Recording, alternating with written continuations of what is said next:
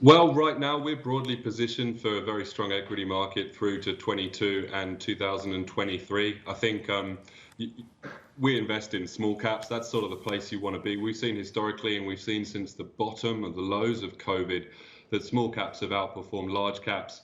So I think that's an area you want to be in, and we're certainly positioned for that. Also, it's been highlighted on this program and a lot of other places about the extremes we're at in terms of the valuations of structural growth assets versus more cyclical businesses. And so those extremes are starting to reverse. We're seeing that in large cap, particularly with the NASDAQ. So, we are positioned for a growth economy 2022-23. We've got monetary and fiscal stimulus, and then a vaccine with enough efficacy to stop lockdowns does look quite likely by Q2 2021. And that really would be a shot in the arm to the economy.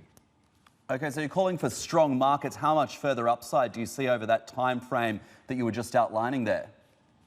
Well, we're positive for small caps. I think when you look at the large caps, valuation levels are quite stretched, particularly at the NASDAQ and the S&P 500. So you might see those indexes struggle against some of the more cyclical value indexes, some of the Russell indexes in the US, i.e. small caps. So we see a very good outcome over the next sort of 18 to 36 months. However, in the near term, over the last week or so, we have seen that valuations are stretched, and a lot of that good news is priced in, and that is proving to be a bit of a ceiling in the near term to market valuations.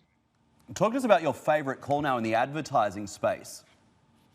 Oh, the trade desk. Yeah, Matt, thanks. Well, we've spoken about that a number of times before. Like, it's something that we've called out to investors and other people we think they should look at.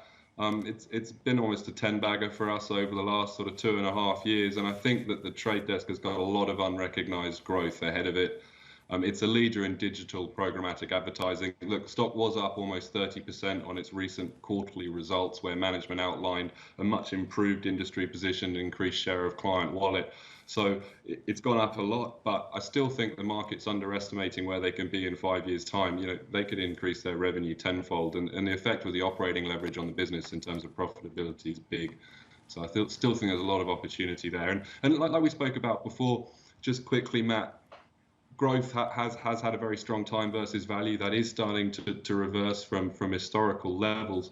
That doesn't necessarily mean you want to sell your really good businesses, your disruptors, your niche leaders. It just means that going forward, you're probably not going to get paid with multiple expansion and re-ratings. You're probably only going to get paid with earnings surprise. So just be reticent of that. But also, it doesn't mean don't hold those disruptors. They're still going to do well in the future, and the trade desk is definitely one of them.